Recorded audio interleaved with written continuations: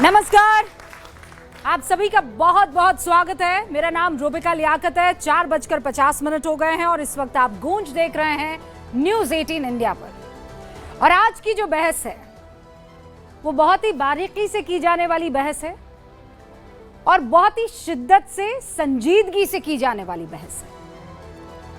क्या इस्लाम के बारे में पढ़ने वालों में या उन्हें पढ़ाने वालों में किसी तरह की कोई दिक्कत है? दिक्कत इस्लाम के द्वारा की जा रही या फिर राजनीति में है? इस सवाल के साथ आज गूंज की शुरुआत इसीलिए क्योंकि भारत हो या दुनिया का कोई और हिस्सा, एक शब्द जो ज्यादातर हिंसा की तस्वीरों के साथ चस्पा हो रहा है वो है इस्लामिक कट्टरपंथ। इसी सवाल के साथ एक और सवाल मन में गूंजता है कि जिस धर्म की स्थापना हजरत मोहम्मद सल्लल्लाहु अलैहि वसल्लम ने इंसाफ, दया, सब्र और इंसानी बराबरी के लिए की थी, उस धर्म के साथ कट्टरपंथ शब्द जुड़ कैसे गया? उसकी मूल वजह क्या है? इस सवाल का जवाब जब ईमानदारी से ढूंढने की कोशिश की जाए तो 3 वजह सामने आती हैं। जितने भी इस्लामिक आलिम हैं वो ये कहते हैं कि कई जगह कुरान का या कुरान को इतिहास, उसके संदर्भ और आधुनिक समाज से काट कर पढ़ाया जाता है। जब हर सवाल का जवाब 7वीं सदी के नियमों में ही ढूंढ लिया जाता है तो टकराव की स्थिति बन जाती है। और दूसरी बड़ी वजह है पीड़ित होने का नैरेटिव, यानी कि विक्टिम कार्ड। दुनिया भर में मुसलमानों की समस्याओं को एक तरफा तरीके से पेश किया जाता है और उसी के नाम पर हिंसा को जवाबी कार्रवाई बता दिया जाता है। और फिर तीसरी वजह बताई जाती है शिक्षा और धार्मिक सुधार की कमी। जब सवाल पूछना गुनाह हो जाए तो कट्टरता पनप जाती है और इसी वजह से आज ये बहस की आवश्यकता पड़ जाती है। आपके सामने कुछ उदाहरण रख रही हूं। बीते कई दिनों से हमारे अपने देश में देखने को मिल रहे हैं जहां लोकतांत्रिक कानून को न मानने के लिए उकसाया जा रहा है, उसके मुकाबले शरिया को सर्वोच्च बताने की कोशिश हो रही है। हालांकि ये कोशिश करने वाले मुट्ठी भर हैं तथा कथित मौलाना हैं, लेकिन उनका बचाव करने वाले मेजॉरिटी में क्या दिख नहीं रहे? अदालतों के फैसलों को ईश्वरीय कानून के खिलाफ कहा जाना और सामाजिक सुधारों को इस्लाम पर हमला बताने की कोशिश करना, क्या यह जायज है? जबकि फैक्ट यह है कि भारतीय संविधान सर्वोच्च है, भारत का हर नागरिक उसी के दायरे में जीता है। शरिया व्यक्तिगत आस्था का विषय हो सकते हैं लेकिन राज्य का कानून नहीं, और यही टकराव कट्टरपंथी बयानबाजी को जन्म देता है। तो सवाल मौलानाओं पर आता है कि दुनिया भर में हजारों मुस्लिम विद्वान खुले तौर पर कट्टरपंथ का विरोध कर रहे हैं, आधुनिक व्याख्या की बात कर रहे हैं और इस्लाम को शांति और सह-अस्तित्व के धर्म के रूप में पेश कर रहे हैं। तो फिर ये कट्टरता आ कहां से रही? ये कट्टर आवाजें, चाहे वो संयमित और दायरे में ही क्यों ना, आ कैसे रही है? और इसीलिए आज की डिबेट में सवाल किसी धर्म को कटघरे में खड़ा करने का नहीं है। सवाल यह है कि क्या आस्था कानून से ऊपर हो सकती है? धार्मिक पहचान बड़ी है या राष्ट्रीय पहचान? या क्या कट्टरपंथ के खिलाफ लड़ाई बिना समुदाय को बदनाम किए लड़ी जा सकती है? इस मुद्दे पर आज ये विशेष गूंज।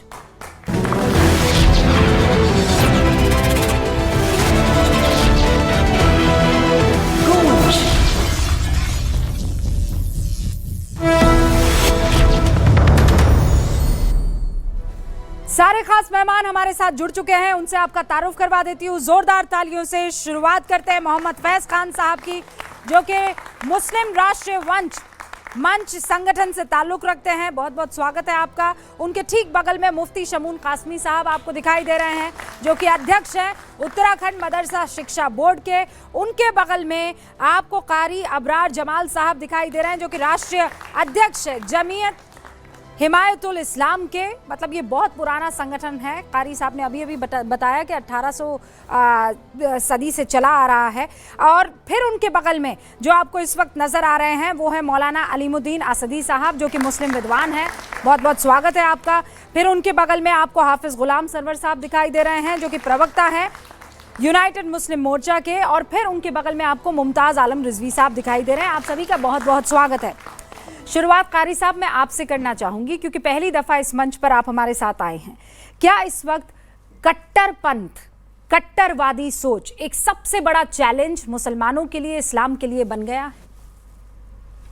बिस्मिल्लाहिर्रहमानिर्रहीम। देखिए, आज देश के सामने सबसे बड़ा चैलेंज ये है कि आखिर देश के अंदर से कट्टरता ख़त्म कब होगी और कैसे होगी। इसका सबसे बड़ा जवाब ये है कि जब तक इस पर धार्मिक लोग काम नहीं करेंगे तब तक देश के अंदर से कट्टरता ख़त्म होनी इम्पॉसिबल है। उदाहरण के तौर पर, जब तक यहाँ का मुसलमान प्यारे आका अलैहिस्सलातु वस्सलाम के बताए हुए रास्ते को छोड़कर, उनके नक्शे कदम को छोड़कर यहाँ के तथाकथित मुल्लाओं के इस्लाम को अपनाता रहेगा, जब तक यहाँ के हिंदू को यहाँ का मुसलमान काफिर मानता रहेगा और ये मानता रहेगा कि इस दुनिया को सिर्फ और सिर्फ मुसलमान के लिए बनाया गया है, हिंदू को इस धरती पर रहने का कोई अधिकार नहीं है, तब तक देश के अंदर से कट्टरता खत्म नहीं हो सकती। क्योंकि इस्लाम ने साफ संदेश देकर बताया है। कुरान कहता है आपका दीन अलग हो सकता है, हमारा दीन अलग हो सकता है। लकुम दीनुकुम वलिय दीन, आपका दीन आपके लिए, हमारा दीन अलग हमारे लिए। लेकिन हमारे दीन अलग होने का मतलब ये बिल्कुल नहीं हो सकता कि हम आपके दीन को बुरा कहें। कुरान ने साफ तौर पर यह भी कहा है कि मुसलमानों, किसी के माबूद को बुरा मत कहो, ये जानते हुए भी अगर आपको यह भी लगता है कि उसका माबूद झूठा है तब भी उसको बुरा मत कहो। क्यों? क्योंकि जिस माबूद को तुम सच्चा मानते हो फिर वो तुम्हारे सच्चे माबूद को बुरा कहेगा। तो इस्लाम ने, कुरान ने टकराव को बिल्कुल पसंद नहीं किया। आज मुसलमान जिस रास्ते पर चल रहा है, कारी साहब, इतनी प्यारी प्यारी बातें आप कर रहे हैं और ऐसी बातें कि हर दूसरी लाइन पर तालियां बज रही हैं, लेकिन फिर इसी समाज में आपको वो कट्टर मौलाना भी दिखाई देते हैं जो भरी सभा में ये कहते हुए नजर आते हैं, अलीमुद्दीन साहब, कि शरिया ऊपर है और अगर हमने फला कोर्ट को मान लिया, उनकी बात को मान लिया तो हम पर थू है। तो फिर क्या किया जाए? और फिर उसके बचाव में लंबी चौड़ी फहरिस्त आ जाती है लोगों की जो बचाव करते हुए नजर आते हैं कि क्यों शंकराचार्य ने नहीं कहा था, क्यों फला ने नहीं कहा था, क्यों फला जो पंडित है वो नहीं कह रहा था।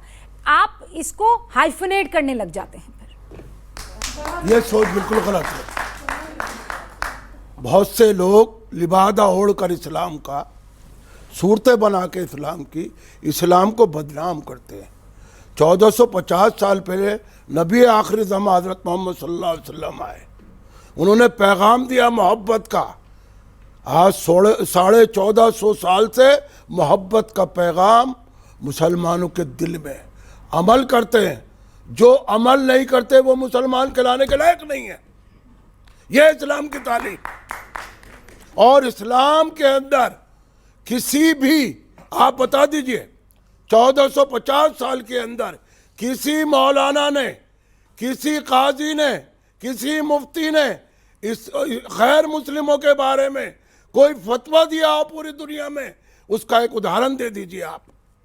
कोई आग लगाई हो, कोई फिसाद किया हो? फतवा देने की जरूरत नहीं होती है। मैं बता रहा हूँ, आप अर्ज कर रहा हूँ।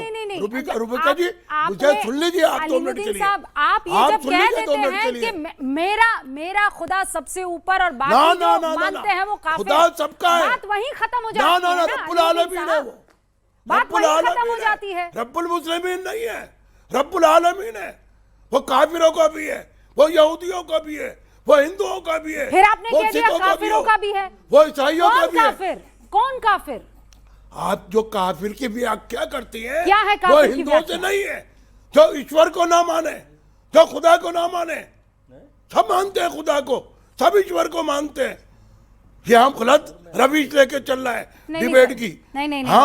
हम लोग जो प्रतिष्ठित करते हैं ऊपर वाले की, कोई जो कहता है कोई वो है खला में एक चीज घूमती है, ये बातें कहने में बड़ी अच्छी लगती है, पर पूरी दुनिया में हम देख रहे हैं ना, नाराए तकबीर अल्लाहू अकबर कहकर फट जाते हैं लोग। कौन फट जाता है? अरे आतंकवादी फट रहे हैं कि नहीं फट रहे हैं? हमारे हिंदुस्तान आजाद, नारे तकबीर अल्लाहू अकबर और इनकलाब। अभी दिल्ली में पढ़ा लिखा डॉक्टर अलीमुद्दीन साहब ये कह रहा है कि मार्टिडम कहलाता है अगर आप फट जाओ। बम बांधकर अगर आप हट जाओ तो इसे जो है शहादत का दर्जा दिया गया इस्लाम में। आप रेशे की बात नहीं कीजिए। मैं इधर उधर की बात नहीं कर रही हूँ, मैं पढ़े लिखे डॉक्टर की बात कर रही हूँ, मैं पढ़े लिखे डॉक्टर की बात कर रही हूँ। भारत के अंदर एक उदाहरण दे दीजिए। वही तो दे रही हूँ आपको। दीजिए ना, कौन सा मौलवी है? अरे लेटेस्ट दिया है जो बम ब्लास्ट हुआ है पुरानी दिल्ली में, मोहम्मद फैज खान। जो बात अलीमुद्दीन साहब कह रहे हैं, ऐसा हम चाहते हैं ऐसा हो, ऐसा नहीं है कि ये जो कह रहे हैं वो गलत है। वो और जो वो कह रहे हैं वो जो बम बांध कर फट जाता है वो मुसलमान नहीं है, लेकिन उसका नाम मुसलमान, वो जो अहद ले रहा है वो इस्लाम से जुड़ी हुई, वो जिसके एवज में ये काम कर रहा है वो इस्लाम का है। और ऐसे में हम आंख बंद करके कह दे नहीं नहीं नहीं नहीं वो सामने से बिल्ली नहीं आ रही है। बिस्मिल्लाहिर्रहमानिर्रहीम रब्बिश रहली सदरी व यस्सिर ली अमरी वहलुल उक़दतम मिन लिसानी यफ़क़हू क़ौली। बिरादरान हिंद, अस्सलामु अलैकुम रहमतुल्लाहि व बरकातहू। भारत माता की जय, वंदे मातरम। आदरणीय रूबिका जी, सबसे पहले मैं आपको विशेष सलाम पेश करना चाहूँगा। उसका कारण ये है कि एक मीडिया पर्सनालिटी से अलग मैं आपको हिंदुस्तान की एक मुस्लिम लड़की के तौर पर देख रहा हूँ, और आप जिस तरीके से कट्टरपंथ के खिलाफ खड़ी हैं, मुखर होकर बोलती हैं, हमारी हिम्मत बढ़ती है। हमको लगता है कहीं हम अकेले तो नहीं है, पर आपको देखकर रियली मेरी हिम्मत बहुत बढ़ती है, हम सब उग्रवादियों की हिम्मत बहुत बढ़ती है। अब असदी साहब ने जो बात कही, कट्टरपंथ का जो कारण है ना, स्वीकार्यता की कमी है। ये स्वीकार ही नहीं रहे हमारे अंदर बीमारी है। बीमारी स्वीकारोगे तब डॉक्टर इलाज करेगा। इस्लाम हर समस्या के समाधान का नाम है, लेकिन ये हर समाधान में समस्या खोज लेते हैं। मैं मुस्लिम हूं, मुझे पता है इस्लाम बहुत फ्लेक्सिबल है। आप 3 दिन से भूखे हैं, मरने की स्थिति आ गई, आप खिंजीर का भी गोश्त खा सकते हैं, इजाजत दे रहा है, लचीला है, समस्या का समाधान बता रहा है। लेकिन कट्टरता का कारण मूल क्या होता है? ये कट्टरपंथी मौलाना जो 72 हूर का लालच दे देते हैं, गलत अपब्रिंगिंग, ऐसे माता पिता जो नफरत के विचार बच्चों में डाल देते हैं। भारत के संदर्भ में हम बताएं तो कांग्रेस और समाजवादी जैसी पार्टी जो कि तुष्टीकरण की राजनीति को बल देती है, और ऐसे मौलाना जो आज भी कह रहे हैं कि भारत का संविधान नहीं चाहिए, भारत का लोकतंत्र नहीं चाहिए, हमको शरिया चाहिए। एक मौलाना भी आया ना, जाकिर नालायक का छोटा रिचार्ज आया है, लोकतंत्र नहीं चाहिए, भारत का संविधान नहीं चाहिए, हमको शरिया चाहिए। यानी कि फिर इस्लाम ने एक समाधान बताया था कि जिस देश में रहो वहां के कानून का पालन करो, उसने फिर समस्या बता दी कि हमको शरिया चाहिए। जी भाई, आप लोगों के लिए पाकिस्तान बनाया गया था, दुर्णय करते हैं कट्टरपंथ का कारण मैं आपको बताता हूं। क्या आप ओके एक सेकंड, क्या आप मुमताज भाई इस चीज का इस वक्त खड़े रहकर इसे इंडोर्स करेंगे कि जो नदवी साहब ने कहा है वहां पर खड़े होकर कि हम में खोट इस बात की है कि हमने यहाँ के आइन को उस तरीके से मान लिया, आइन से ऊपर शरिया को मानना चाहिए था तो चीजें ठीक होती। बहुत बहुत शुक्रिया रुबिका लियाकत जी। मैं उनका तर्जुमान नहीं हूँ, और जिस तरह से उन्होंने पेश किया मैंने तो पूरा सुना भी नहीं कि उन्होंने क्यों ये तो आपकी गलती है। जो है ये मैं सुनता ही नहीं। अभी कोई शंकराचार्य बोल देते तो आप 5 बार सुनते। नहीं, मैं क्या कह रहा हूँ सुन लीजिए कि हम जब एक बात कहते आए हैं कि हमारे लिए संविधान बहुत इम्पोर्टेंट है, और यही वो संविधान है, आइन है कि जो हमें शरीयत पर चलने की और शरीयत की आज़ादी की इजाज़त देता है। आर्टिकल 25 का हवाला हम कब देते हैं? जब हम ये कहते हैं कि हमें मजहबी आज़ादी है, तो उनसे पूछा जाए कि जब हम ये कहते हैं कि हमें मजहबी आज़ादी मिली है तो किसके ज़रिए मिली है? इसी आइन के ज़रिए ना। तो इसलिए जो लोग बकवास करते हैं, देखिए मैं उनकी तो हिमायत करता नहीं हूँ, लेकिन आपने अभी कह दिया किसी ने, साहब अभी वो आ जाएंगे लेकर के। हाँ, जब आप लोग ये भूल जाते हो कि हमने मिल करके हिंदुस्तान की लड़ाई लड़ी। आप बार बार अभी फैज साहब ने कह दिया कि पाकिस्तान बन गया था, तो भैया पाकिस्तान जो है वो आपने देखा नहीं किस तरह से, वहाँ भी हिंदू रह गए थे, यहाँ भी मुसलमान रह गए थे। ऐसा तो है नहीं कि इस तरह का बंटवारा हुआ है कि न तो एक हिंदू यहाँ रहेगा न एक मुसलमान यहाँ रहेगा। तो इस तरह की जब बकवास बातें होती है, यहाँ भी जब बकवास बातें होती है तो वो भी नाकाबिले बर्दाश्त होती हैं। जब आज की तारीख में ये कहा जाता है कि 1000 साल से हम गुलाम थे, और अब हमें आज़ादी मिली है, जागृत हो रहे हैं, हिंदू राज बनेगा और जिसको चाहे लिंच कर दो,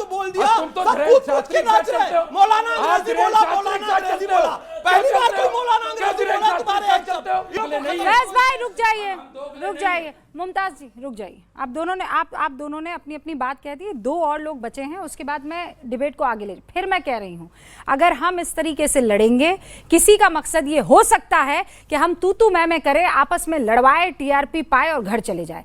रूबिका लियाकत, न्यूज़ 18 इंडिया का ये मकसद नहीं है।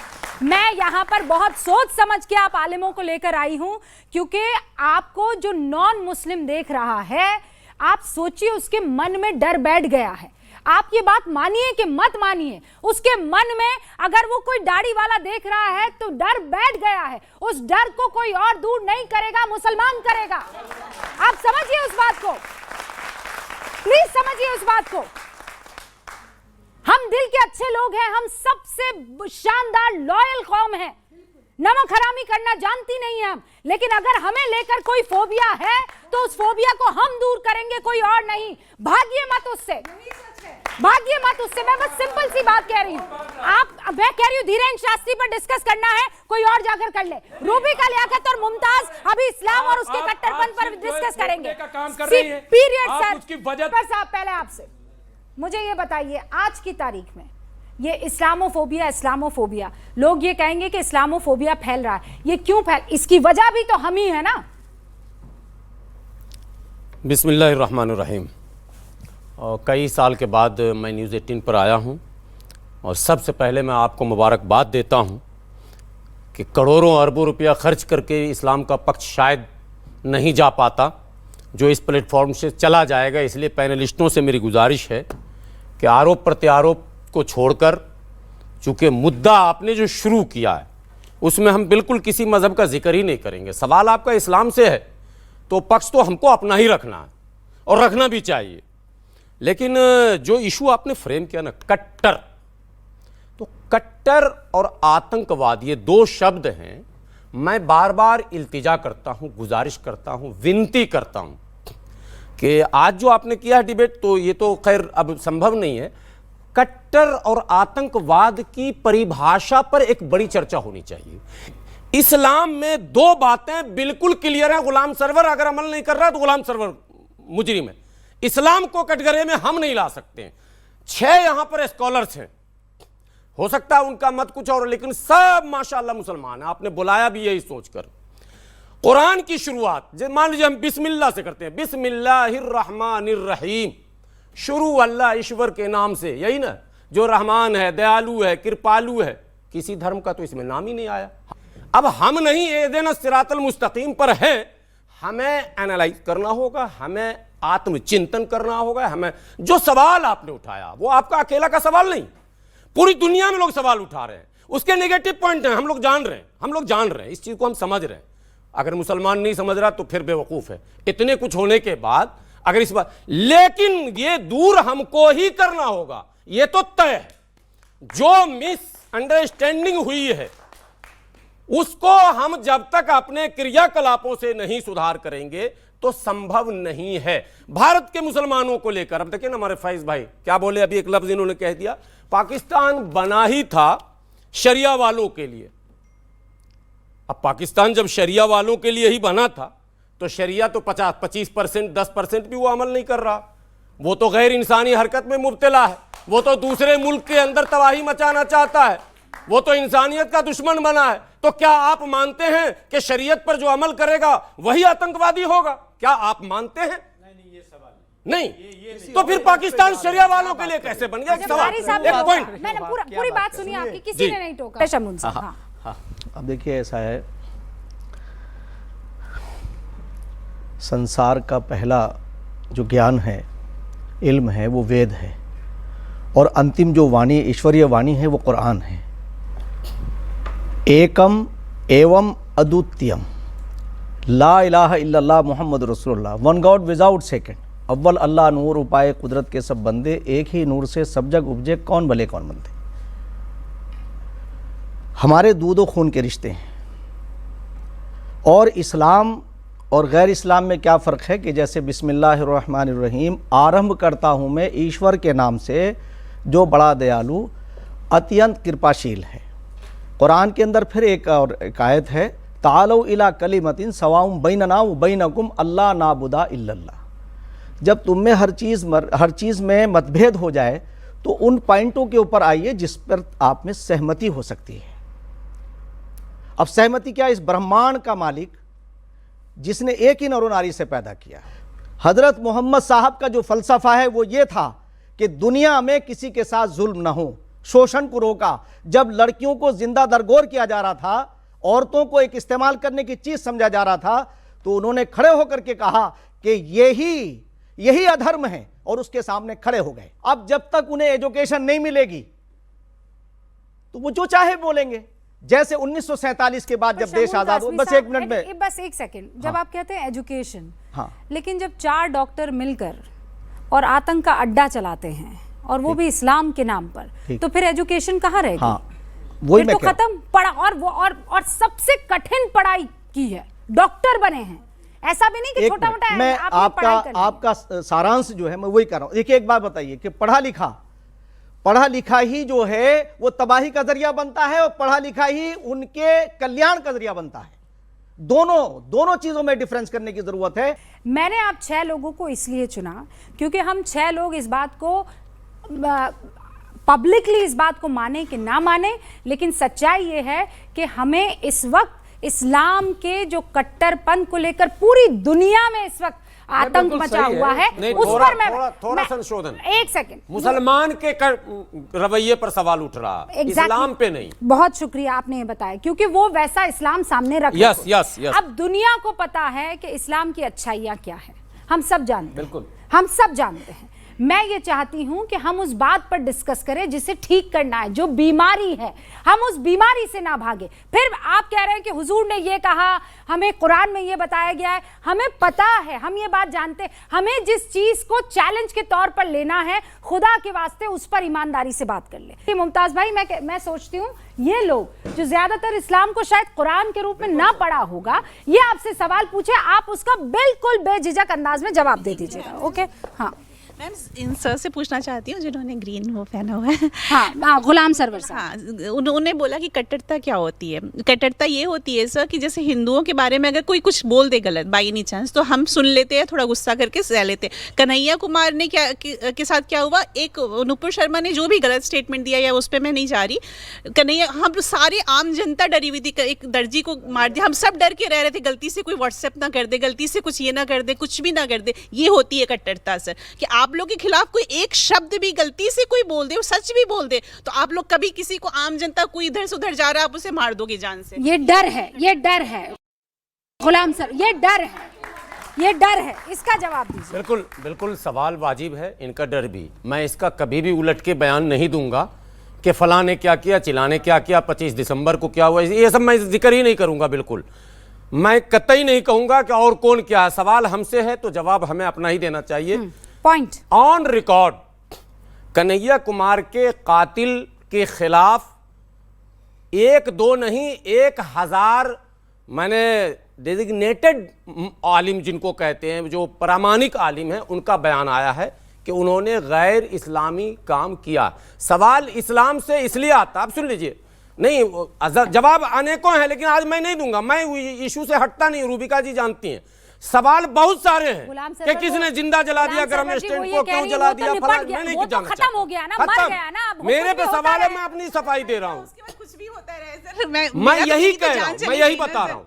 जो तरबियत है, अभी सवाल इनका भी वही है कि आखिर ऐसा क्यों कि इस्लाम तो शांति का धर्म है और इस्लाम के मानने वाले जहां हैं वहीं अशांति है, या ऐसी धारणाएं बन गई है कि अशांति फैलाते हैं लोग। हाँ, ये सवाल है, जवाब दीजिए ना। ये इसलिए बिल्कुल सीधा सिंपल। अब मैं बोलूंगा कि लाइल्मी है इनका वाला। हाँ। ये इसलिए कि इस्लाम की व्याख्या करने में हमारे जो भी ट्रेडिशनल उलमा हैं वो फेल हुए चुके हैं। मुमताज भाई 20 सेकंड, क्या वजह है? नहीं, देखिए ये बिल्कुल सही है कि कुछ लोग इसमें काली भेड़ें शामिल हो गई हैं और उन्हें पहचान करके पूरी उन्हें अलग करना काली हो रही है ना सर। नहीं, ऐसा है 25 करोड़, नहीं 25 करोड़, 1 मिनट, नाम बताइए। 25 करोड़ काली दाल के नाम बताइए। 25 नहीं, ये जो अभी आपने जिसका जिक्र किया कि उन्होंने मार दिया या जो गलत बयानी कर रहे हैं, मैं उनकी बात कर रहा हूँ। जो भी हैं, मैं कह रहा हूँ कि गलत हैं, लेकिन एक ऐसे नहीं, नाम क्लियर होना चाहिए। देखिए विचारधारा, एक मिनट, अरे आप सुन लीजिए, आप तो बोले ही नहीं। आप कौन है? आप कौन है? खाम बकवास करते हो बगैर वजह के, ये बगैर वजह के आतंकियों को बचाना रूबिका जी, मुझे देखिए रूबिका जी, मैंने डॉक्टर जाकिर नाइक की कभी कारी साहब नहीं बोलेंगे, की। कारी साहब और मैं और बोलेंगे, क्लियर कर अलीमुद्दीन दूं साहब अपने रुकिए, भाइयों के कारी लिए। साहब बोलेंगे। हाँ, कारी साहब। देखिए, आज की डिबेट का मकसद सबको पता है, ये सबको पता है कि चैलेंज क्या है। चैलेंज है कट्टरवाद। अब हल इसका हम लोगों को निकालना, इसका हल क्या है? देखिए, कोई भी हिंदू अगर उसको इस्लाम को पढ़ना होगा, आज लोगों के पास अखबारात भी पढ़ने का टाइम नहीं है, ना तो वो हमारी कुरान पढ़ेगा, ना वो हमारी अहादीस पढ़ेगा, ना वो हमारे इस्लाम को पढ़ेगा। वो देखेगा कारी अबरार जमाल को, मुमताज़ आलम रिजवी को, गुलाम सरवर साहब को। अगर कारी अबरार जमाल किसी का गला काट रहे हैं, मुमताज़ आलम रिजवी साहब किसी को धोखा दे रहे हैं, तो डेफिनेटली उनकी नज़र में इस्लाम धोखे वाला मजहब होगा। तो समस्या ये है, अरे ये क्या बात? एक मिनट आप जाकर के चेक कर लीजिए। और जो यजीदियत पे चाहे जाकिर नाइक हो, चाहे हम जो सब लोगों को, वो कत्ल गारत हम बड़ी काम सब करेगा, लोगों मैंने को, क्लियर कर दिया। हम सब मैं नहीं लोगों बोलना को- चाह रहा था, लेकिन बोल सुन दिया। लीजिए, हुसैनी हम इस्लाम, सब लोगों को, यजीदी इस्लाम, जो यजीदी हम है, सब लोगों को- यजीदी का फॉलोअर है, अरे ये वो हमेशा अधिकार कत्ल आपके करेगा। पास कहाँ ये से क्या आया? होता है? ये ये लोग अधिकार संसद में हैं, क्या होता है ये? नहीं, ये वो अधिकार आप आपके जो है, पास कहाँ से नहीं, तो आया? कहीं स्टडी तो थोड़ी करनी पड़ेगी। अरे थोड़ा क्या जानना बात कर रहे हैं पड़ेगा। आप? नहीं, बिल्कुल जानना पड़ेगा। ये क्या बात हो बिल्कुल गई? जानना पड़ेगा। बिल्कुल जो अच्छा, है, अच्छा, आ रही सर, आ रही। मेरा सवाल ये है कि ये जो नैरेटिव बन गया है पूरा कि मुसलमान से लोग डरने लगे हैं और एक ही धर्म कट्टरवाद फैला रहा है, उसके प्रति उसका क्या सॉल्यूशन है या उसके बारे में आप क्या कहना चाह रहे हैं? ओके, कारी साहब फिनिश कीजिए। हाँ, मैं कह रहा हूं हम सब धर्म गुरुओं को इसकी जिम्मेदारी लेनी होगी कि आज जो इस्लाम पर सवाल उठ रहे हैं उसके जिम्मेदार हम खुद लोग, वो मुसलमान हैं जिन्होंने कन्हैया लाल की गर्दन कलम की, जिन्होंने नूपुर शर्मा की गर्दन कलम करने की कोशिश की। चूंकि इस्लाम ये नहीं कहता, प्यारे आका अलैहिस्सलातु वस्सलाम ने अपने चाचा के कातिल को माफ किया, और इस्लाम कहता है, अल्लाह ताला खुद फरमाते कारी हैं। साहब ये भी तो बताइए कि हुजूर सल्लल्लाहु अलैहि वसल्लम के चाचा जो हैं उन्होंने कलमा नहीं पढ़ा था।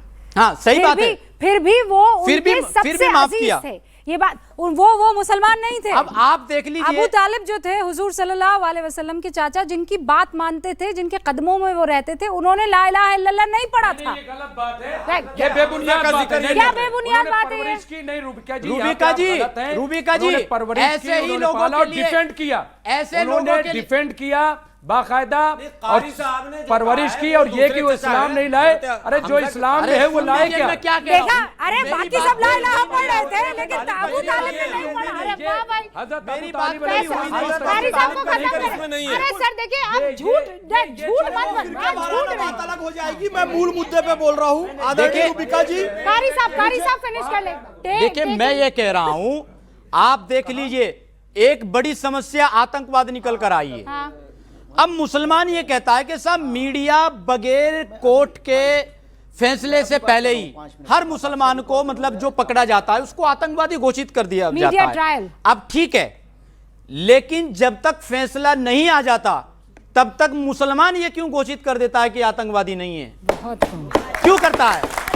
चलो हम सुनो, एक मिनट सुनो, सुनो, एक मिनट हमने माना, Very good point, sir. एक मिनट Very good हमने माना कि जब तक कोर्ट में वो मुजरिम साबित नहीं हो जाता, जब तक मुलजिम है, उसको आतंकवादी घोषित मीडिया ना करे। ओके। लेकिन मुसलमान भी तो उसको बरी घोषित ना करें, किसने कहा? कोर्ट का इंतजार करें। अरे भाई, किसने कहा? और सुने, एक किसने मिनट, कहा है? एक मिनट, खिचड़ी एक करके मिनट, लाओ, एक करके मिनट, लाओ। एक मिनट, नाम के आगे सब लोग खाली कहते लगा हुआ हैं, है। पढ़ लो। आप घिरा गए हो आज। अरे भाई सुनो, कितना पढ़े हो कुरान? क्या जानते हो कुरान के बारे में? बकवास कर रहे हो फालतू की। अरे आप क्या बात करते हो कुरान के बारे में? फालतू की बकवास करते हो। ऐसे मुल्लाओं की वजह से रूबिका जी आज इस्लाम बदनाम हो रहा है। अरे क्या बात है? इस्लाम ये बिल्कुल नहीं कहता, बिल्कुल नहीं कहता इस्लाम। इस्लाम क्या कहता है सुन लीजिए, इस्लाम क्या कहता है सुन लीजिए। मैं दोनों को 30 सेकंड सारे मुसलमान कहते हैं कि भाई आतंकवाद का कोई मजहब नहीं होता।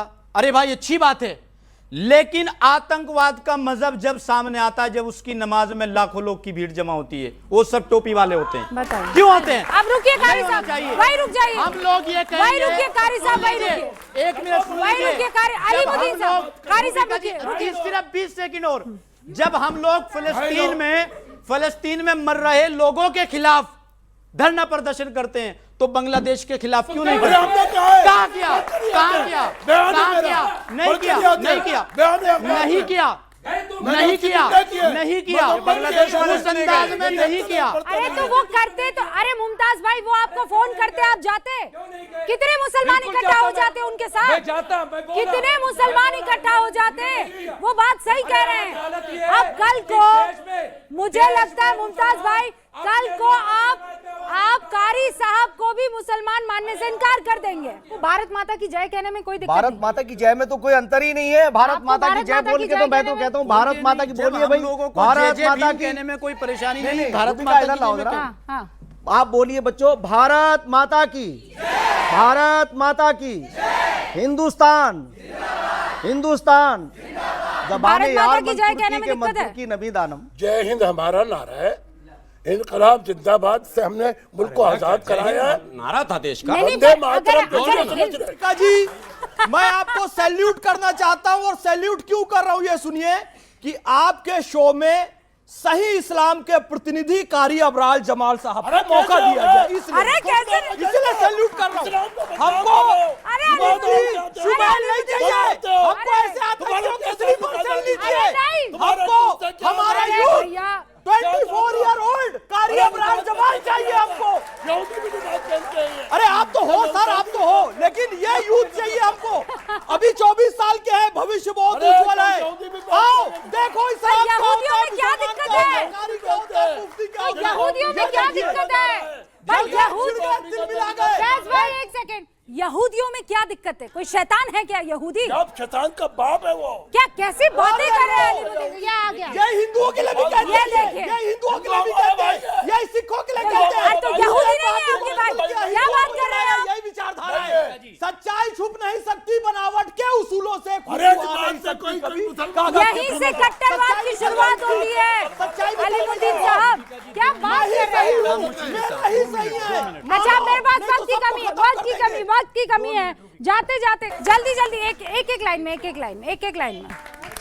सर मेरा सवाल आपसे है, जैसा कि आपने कहा कि जनता के मन में डर खत्म करने के लिए हम धर्म गुरुओं को, इस्लाम को आगे बढ़ाना होगा, यानी ये सबको आप धर्म गुरु मान रहे हैं, लेकिन जब धर्म गुरु के बीच में ही भेद होगा तो कैसे जनता के मन का डर खत्म होगा? हाँ बिल्कुल सर। हाँ मैं बहुत एक मिनट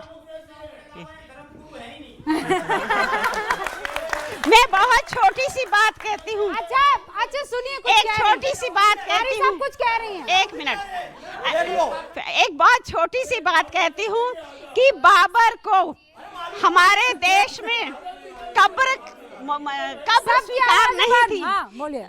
बाबर को हमारे देश में कब्र स्वीकार नहीं थी। उसने तुझ के बाबरी में लिखा है कि मुझे काबुल में दफनाया जाए। जब बाबरी के नाम पे ये बना रहे हैं मस्जिद से इनकार नहीं है। क्यों, एक मिनट, क्यों नहीं हम मस्जिद जफर साहब के नाम पे बनाते, जो 1857 में हिंदू मुस्लिम का नेतृत्व करके क्रांति की थी। उनको कब्र भी नसीब नहीं हुई, वो तड़पते रह गए।